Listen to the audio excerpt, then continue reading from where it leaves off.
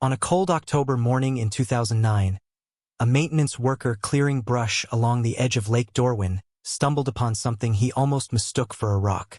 It was coated in decades of silt and algae, wedged between the roots of a birch tree. When he picked it up, its weight told him it was no stone. He brushed off the mud, and the faint outline of a viewfinder came into view. A camera, the old kind with a leather strap half rotted away. The brand name had long faded, but the shape was unmistakable. Inside, the roll of film had somehow survived. He turned it over in his hands, realizing that the place he was standing, the east bank of Lake Dorwin, was the same area where 4 college campers had vanished without a trace 30 years earlier. He didn't know that when he carried the object to the sheriff's office that morning, he was holding the last piece of evidence anyone would ever find in the Dorwin Disappearances of 1979. The town of Sable Ridge, population barely 5,000, had learned to live with its unsolved mystery.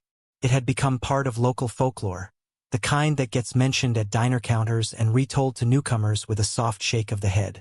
Those kids up at Dorwin never found a thing. Back in October 1979, the group, 4 friends in their early 20s, had driven north from their college in Madison to spend a weekend camping before midterms. They'd borrowed a tan Chevy Suburban, packed 2 tents, food supplies, and an 8mm film camera. They'd planned to hike the lakeside trail, spend 2 nights, and head back by Sunday evening. They never came home. When the Suburban was discovered 3 days later, doors locked, sleeping bags missing, 1 boot abandoned near the water, the police assumed they'd gone hiking and gotten lost. But a full-scale search involving dogs, helicopters, and divers turned up nothing. No remains, no clothing, no camera, not even a campfire ring. The case went cold. Over the decades, theories multiplied. A bear attack, a boating accident, foul play, even UFO rumors whispered by locals. But without evidence, the story faded into a kind of regional ghost tale. The families eventually stopped holding memorials. The forest reclaimed the path. Until that morning in 2009, when the lake gave something back. The camera was sent to the county archive for examination. Sheriff Marlene Pierce, who was barely out of high school when the campers vanished, now oversaw the department. She remembered the case. Not from the files, but from the feeling that had settled over the town afterward, like a curtain that never lifted. She sat alone that evening in her office, staring at the waterlogged device on her desk. The brown casing was cracked, the lens fogged with moisture, but the film roll was miraculously intact, preserved in a metal canister sealed tight by time and silt. "I didn't even think this kind of film could survive 30 years, her deputy said quietly. "Neither did I," Marlene replied. "But let's find out." She sent it to a specialist lab 2 states away, one that handled archival restorations. Took 3 weeks. When the envelope finally arrived, she opened it herself. Inside were 12 developed photographs, some blurred and water-damaged, but enough to tell fragments of a story. The first few were ordinary. The group smiling beside the Suburban, a campfire ring, a canoe on the lake, a young woman laughing while another held the camera close to her face. Normal, joyful, alive. But the last 2 frames were different. One showed a clearing at dusk, strange mist rising from the lake, the outlines of 2 figures standing near the water's edge. The other was darker, half overexposed, but something about it made Marlene lean forward. The flash had caught a reflection. Eyes, maybe, or something luminous beyond the trees. It wasn't clear what it was, but it didn't look like a person. That single blurred image reopened the investigation that Sable Ridge had buried long ago. The news spread fast. Old camera linked to 1979 camp disappearances found at Lake Dorwin, read the local paper. Soon, reporters came from Milwaukee and Chicago, hoping for an angle. The mystery revived, the haunting photograph, the idea that maybe, just maybe, the camera had captured the last moments of 4 young lives. For Sheriff Pierce, it wasn't about headlines. She'd seen what time did to grief, how silence became the language of the families left behind. She made a quiet decision to contact them before the story spread too far. The first she reached was Alan Kerr, whose sister, Diane, had been one of the campers. Alan was 60 now, living alone in Michigan. When she called, he didn't speak for several seconds. "After all these years," he said softly, "what could a picture change?" "I don't know," Marlene said, "but maybe it tells us something we missed." Alan agreed to come to Sable Ridge that weekend. The others were harder to find. 2 had passed away, 1 had moved to Oregon. But word traveled fast among families tied by loss. Within 2 weeks, 3 relatives of the missing sat together in the sheriff's small office, looking at a manila folder spread across her desk. Inside were the printed photographs. They studied them in silence, their faces drawn and unreadable. "That's them," Alan whispered. He pointed to one photo, a group shot. "Diane's the one on the right. She looks so young." They looked happy, innocent, before whatever happened took them. Then Marlene showed them the last photo. No one spoke for a while. "I don't see it clearly," said a woman beside him. "But it looks like someone standing in the water? Could be a trick of the light," Marlene said carefully. But the lab confirmed this was taken minutes after sunset. Whoever held the camera took this as their last frame. Alan leaned closer. "Who took the pictures? Which one had the camera?" Marlene turned the page. "That's what we're trying to determine." But deep down, she already had a suspicion. One that came from an old case note she remembered from her early years on the force. A missing witness. A hiker who had reported hearing something that night. Voices calling from the woods, but whose statement had never been followed up. His name was Eli Warren, and he was still alive. The next morning, Marlene drove 2 hours north to find him. The road cut through rolling hills and pine forests, the kind that swallow you whole if you don't keep track of where you are. Eli lived alone near the edge of a retired logging town, a gray-haired man in his 70s with eyes that still carried a flicker of caution. When Marlene showed him the photo, his hands trembled slightly. "I told them," he said. "Told them what I heard. No one listened." "What did you hear?" He looked past her, toward the window. Screaming. Not just people yelling. It was panicked, echoed from across the lake. Then it stopped. "Did you see anything?" He nodded slowly. A light, bright, too bright for lanterns, hovered low over the trees, then went out. "I thought it was a helicopter at first. But no sound. Just the wind afterward." Marlene studied him. "You never went to check?" "I was 20 miles from the nearest road. You don't wander toward something like that in those woods." She believed him, or at least, she believed that he believed what he'd seen. But what unsettled her wasn't just his story. It was the faint, familiar hum that lingered in his description. A detail that matched an unexplained note from the original file. Locals reported strange electrical interference around the lake that weekend. Back in her office, she pulled out the old binder. Most of the pages had yellowed, the ink fading. But in the final report, one line stood out. "No conclusive evidence of human foul play. The lakebed remains undisturbed. Search discontinued November 12, 1979. Marlene closed the folder. She knew what she had to do next. In late November 2009, a small team of divers returned to Lake Dorwin for the first time in 30 years. The air was brittle with cold, the water black beneath a skin of ice. They brought new sonar equipment, capable of mapping the lakebed in detail. First, nothing. Then, halfway across the northern inlet, the sonar pinged on an anomaly, a shape about 12 feet below the surface. When the divers went down, visibility was near zero. But as one of them brushed aside the silt, his hand struck metal. They surfaced moments later, shouting for the winch. It took nearly an hour to haul it up. A small aluminum canoe, half collapsed, its hull eaten by corrosion. Inside lay a fragment of canvas, a rusted lantern, and a bundle of something wrapped in plastic. When they unwrapped it, they found a notebook, sealed inside an old freezer bag. The handwriting was faint but legible.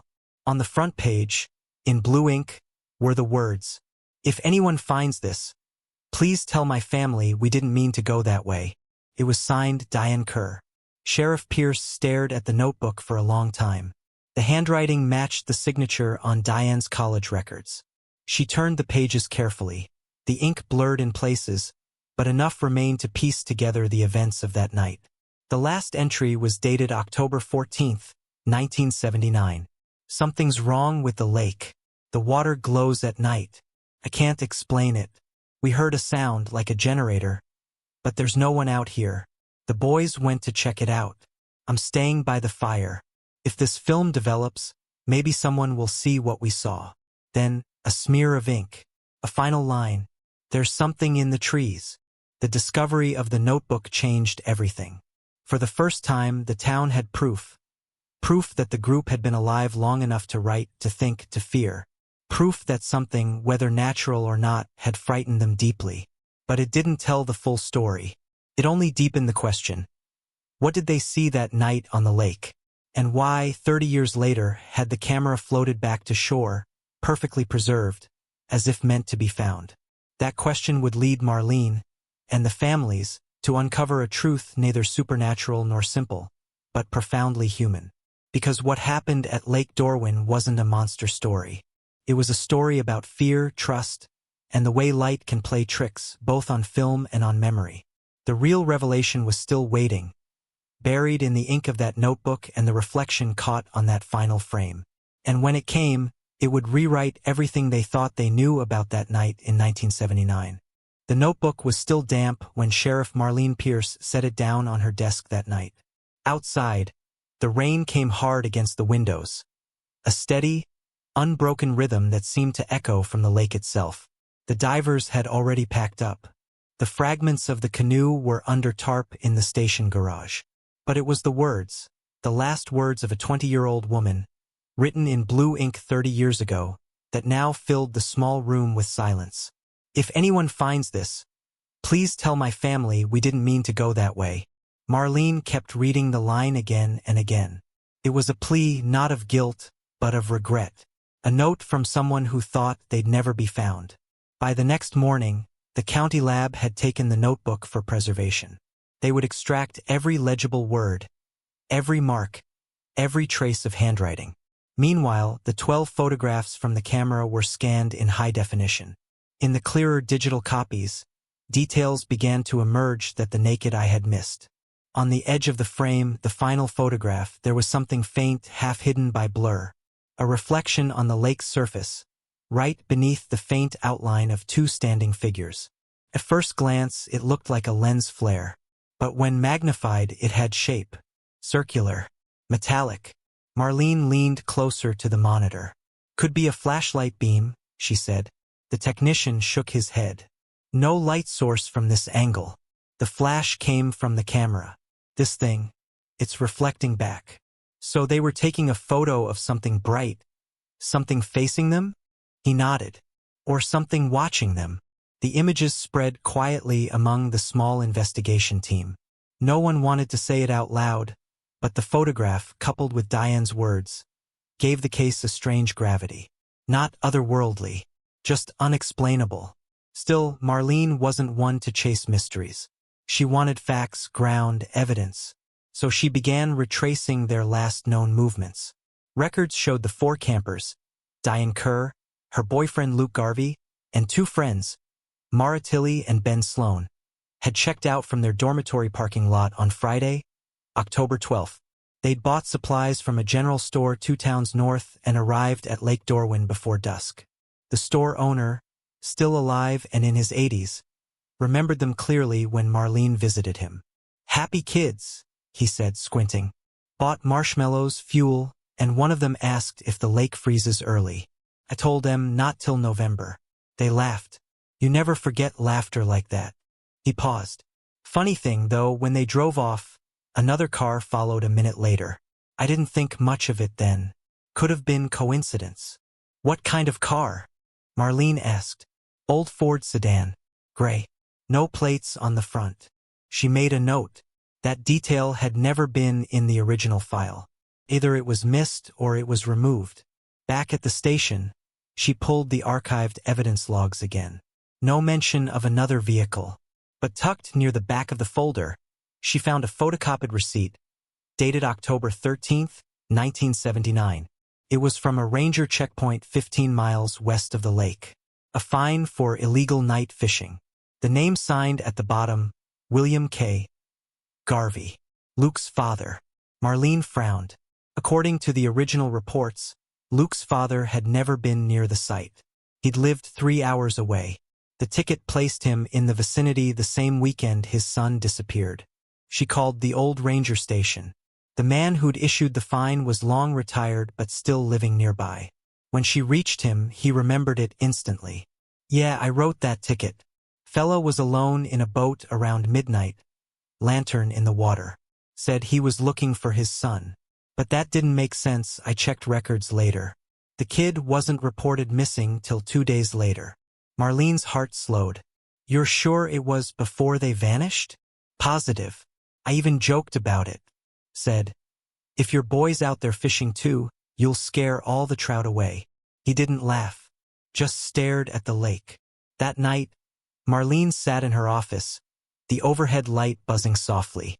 She pinned the newly printed photos to the corkboard, each one a window into a weekend frozen in time. In one image, Luke was holding the camera, smiling. Diane sat beside him, leaning on his shoulder. In another, Ben and Mara were cooking by the campfire, the lake behind them calm and unbroken. Then the final frame, the reflection. She thought of the father, alone on the water that night, searching before there was reason to search. And she began to wonder, what if he knew something? The next morning, she tracked down the number listed in the old contact sheet. A nursing home outside La Crosse picked up. "Yes, Mr. Garvey's still with us," the nurse said. 81. Doesn't talk much anymore. Marlene made the drive herself. The sky was iron gray, snow beginning to fall. When she entered his room, the old man was sitting by the window, staring out toward the winter trees. He turned slowly when she spoke his name. "Mr. Garvey? I'm Sheriff Pierce. I wanted to ask you about your son, Luke." His expression didn't change. "It's been a long time." "I know. But we found something, a camera, from the campsite." He closed his eyes, as if the word itself was too heavy. "The camera," he whispered. "He was never supposed to take it." Marlene hesitated. "What do you mean?" Garvey's hand trembled slightly on the armrest. "That weekend, I told him not to go. The land around Dorwin wasn't safe. There was a test site out there, old power grid experiment. Government shut it down in the 60s. Locals called it the humming field." "The humming field?" He nodded. "When I was young, we used to hear it, low sound carried through the ground. They said it was just leftover equipment buried under the lake bed. But lights would rise off the water at night. We thought it was harmless." "Why didn't you tell investigators back then?" "I did," he said softly. "They didn't listen. Said I was grieving." Marlene returned to Sable Ridge with a notebook full of notes and one unshakable question. Could the lake itself have killed them? She requested geological records. The state archive sent back blueprints of a 1957 research installation, a submerged experimental grid used for electromagnetic testing. It had been decommissioned but never fully dismantled. The coordinates matched almost exactly with the center of Lake Dorwin. And the sonar map from the divers, the one showing the canoe's location, sat directly above it.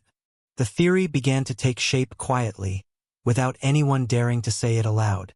If part of the grid reactivated in 1979, triggered by lightning or corrosion, it could have generated a powerful electromagnetic field near the surface. A burst strong enough to disorient, even paralyze. Enough to flip a canoe. Enough to make a compass spin. Enough to make a camera flash distort into that eerie reflection. The light Diane described, the hum witnesses heard, the static on radios, all of it fit. It wasn't a monster. It was the aftermath of forgotten technology. Still, Marlene wanted proof. The state denied access to the old equipment, citing contamination risk. But a retired engineer, Paul Mendrick, who'd worked on the 1950s project, agreed to meet her. He was in his 90s now, frail but alert, living with his daughter outside Minneapolis. When Marlene showed him the sonar map, his eyes widened. "Lord," he muttered. That system was never drained. They were supposed to pull the coils after the project ended. But funding was cut. They left it submerged.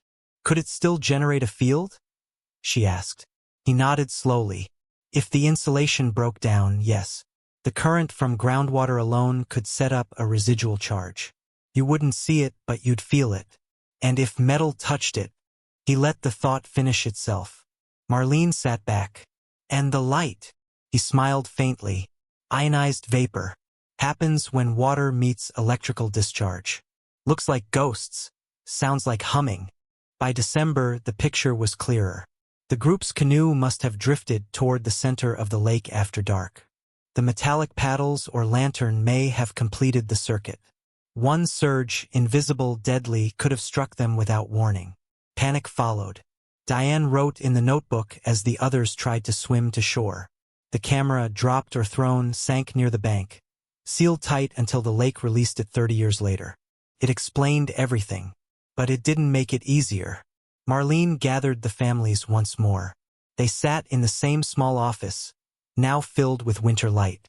She spoke quietly, showing them the photographs, the sonar image, the old schematics. "This is what we believe happened," she said. "It wasn't murder. It wasn't anything supernatural. It was a man-made accident. Buried and forgotten." For a long while, no one said anything. Alan Kerr looked down at the notebook on the table. "She was scared," he whispered. "But she wrote anyway." "Yes," Marlene said. "She wanted to be found." He nodded, his eyes wet. Then she finally was. That night, Marlene returned alone to the lake. The snow had stopped. The surface was frozen smooth, the trees skeletal in the moonlight. She stood where the maintenance worker had found the camera, a small indentation between two birch roots, and placed a lantern there. The glass glowed amber against the ice. She imagined them. For young friends, unaware of the silent current beneath them, laughing under the same pale light. For years, their story had been one of mystery. Now it was one of memory. Yet as the wind rose over the lake, a faint vibration ran through the ground, so soft she thought she imagined it. A hum, distant, almost tender, like the ghost of a machine remembering it once lived. Marlene closed her eyes. Sometimes the truth doesn't silence the ghosts. It simply teaches you their language. The snow melted slowly that spring, retreating from the edges of Lake Dorwin like an old secret finally loosening its hold. For the first time in 30 years, the town of Sable Ridge spoke openly about the four who vanished, not as legends or whispers, but as people. Students from the nearby college placed wildflowers along the lake trail. A plaque appeared on the old ranger post, engraved with their names. The case file, once yellowed and brittle, was finally marked closed. Accidental electromagnetic discharge, 1979. But for Sheriff Marlene Pierce, closure was never that simple. Some truths solved the mystery but deepened the sorrow. She visited the Kerr family one final time in April. Alan had gathered his sister's belongings, what little remained, into a small cedar box. Inside were the 12 photographs, the notebook preserved in archival sleeves, and a copy of Diane's final note in her own handwriting. They sat in his kitchen, the afternoon light slanting across the table. "She was the youngest," Alan said quietly. "Our parents never got over it. I used to imagine her alive somewhere, new name, new life. It kept me sane." Marlene nodded. "Sometimes hope is its own mercy." He looked out the window toward the budding trees. "I keep thinking about that line she wrote. We didn't mean to go that way. What do you think she meant?" Marlene hesitated. Maybe she meant they took a path they hadn't planned, a way that wasn't theirs to choose. Maybe she wanted to say there was no blame in it. Alan nodded slowly. Or maybe she just wanted us to forgive her for not coming home. The silence that followed felt almost holy. Over the next few months, the official report circulated quietly through state channels. It drew little public attention beyond the region, one of those half-forgotten local tragedies that never made national headlines. But among those who'd lived through it, something had changed. The discovery of the camera and what it revealed brought a kind of collective exhale. The lake no longer felt haunted, only solemn. Yet even as Marlene filed the final paperwork, she couldn't shake the sense that some part of the story still lived beyond the pages. Not the mystery, that was settled, but the meaning of it. Because what haunted her now wasn't the question of how they died, but how easily truth can be buried, and how, sometimes, nature itself refuses to keep it buried forever. In late May, a state restoration crew arrived to dismantle the remaining power grid beneath the lake. The process was delicate, heavy machinery on floating rigs, diverse cutting through thick cables, removing old metal coils from the mud. Marlene stood on the shoreline watching, the hum of engines echoing faintly across the water. For a moment, she thought of the families watching the same scene decades earlier, praying for signs of their children. Now, at last, the signs were coming back up. Not bones or relics, but the machinery that had stolen them away. When one of the rig operators called her over, he held up a fragment of corroded wire no thicker than a wrist. "This was live at some point," he said. "Not much current now, but enough to spark if it got wet." "After all these years?" she asked. He shrugged. "Electricity's funny like that. It remembers paths we've forgotten." That night, she wrote her own note in her journal, a habit she'd begun since reopening the case. Sometimes, memory is a kind of electricity. It travels through people, through places, waiting for contact. And when it finds one, it lights everything for a moment, before going dark again. She closed the book, turned off the lamp, and let the quiet settle. In June 2010, the families gathered for a memorial at Lake Dorwin. A wooden bench was placed at the edge of the water, beside the birch roots where the camera had been found. It faced west, the direction the sun fell when the last photograph was taken. The crowd was small. Relatives, townspeople, a few old classmates now gray-haired and quiet. Alan Kerr held a single yellow wildflower and placed it at the base of the bench. "Diane loved sunflowers," he said softly. "Said they always faced the light, even when it moved." When it was her turn to speak, Sheriff Pierce addressed them not as an officer but as someone who had lived her whole life under the shadow of their story. "For 30 years, she began, "this lake has held its silence. We've all filled that silence with our own versions. Ghosts, theories, guilt. But sometimes the truth hides not because it wants to, but because it has no way to reach us. Until something or someone gives it a voice." She paused, glancing at the cedar box resting on the bench. Diane did that, with her words, her courage, and with that camera. She gave the truth a way to surface. The wind moved softly through the trees. She finished simply, "They're part of this place now, but so is the truth. And that's enough." After the ceremony, people lingered, some in small groups, others alone. A few walked down to the shoreline where the sand was still damp from last night's rain. Among them was an older woman named Mara Tilly's mother, now in her 90s. She'd outlived everyone from that generation. Marlene watched as the woman knelt, touched the water with trembling hands, and whispered something too soft to hear. When she rose, she turned to Marlene with a faint smile. "She always said she wanted her last trip to be by water," she said. "I guess she got her wish." Marlene nodded. "And now she's home."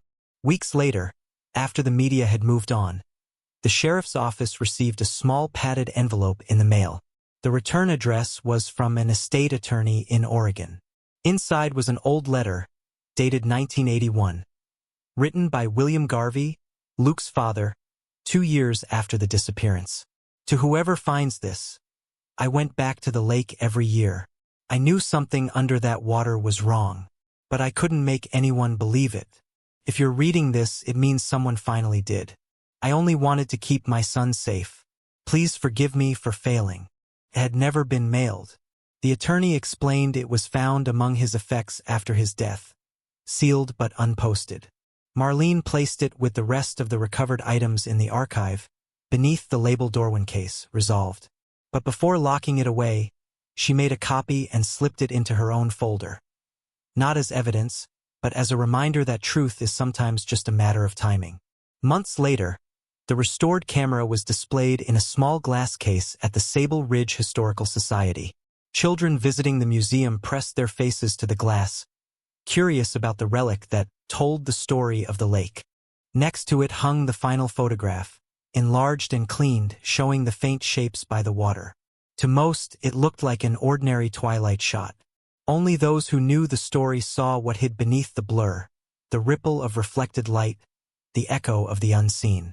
A small plaque beneath it read, "Recovered October 2009, film developed November 2009, revealed April 2010. Truth, like film, sometimes needs time to develop." One quiet evening, after her retirement a year later, Marlene returned to Lake Dorwin alone. The benches were empty. The water was calm and glassy, the air filled with the hum of early summer insects. She sat down, breathing the smell of pine and damp earth. A loon called across the water, long, low, haunting. In the fading light, she noticed something shimmering just beneath the surface. A small glint of metal. She waded in, rolled up her sleeve, and reached down. Her fingers brushed the edge of a rusted canister cap, perhaps part of the dismantled grid that had been left behind. She lifted it, turned it over once, and then gently set it back into the mud. Some things, she thought, belonged to the lake. She stayed until the first stars appeared. When she rose to leave, she glanced back at the reflection on the water. The sky, the trees, her own silhouette, and, for a moment, she imagined for faint figures beside her. Not ghosts, not visions, just memory caught in the light. She whispered, "You can rest now." The surface rippled softly in reply. Years later, when people told the story of the Dorwin disappearances, they told it differently. They no longer spoke of monsters or UFOs or cursed waters. They spoke of a forgotten experiment, a camera that refused to decay, and a young woman whose courage left a message for those who came after. At the town's small library, students would occasionally pull the case file from the archives for projects or documentaries. They'd trace the ink of Diane's handwriting on the photocopied pages and feel the pulse of something deeply human, the need to be understood, even in fear. In that way, the story kept living, not as tragedy but as testimony. And every autumn, when the wind swept across Lake Dorwin and ripples chased the falling leaves, the locals swore you could still hear a faint hum beneath the surface. Not mechanical anymore, but almost musical, like the echo of a camera shutter opening one last time. Quiet click. A moment captured. A truth finally seen.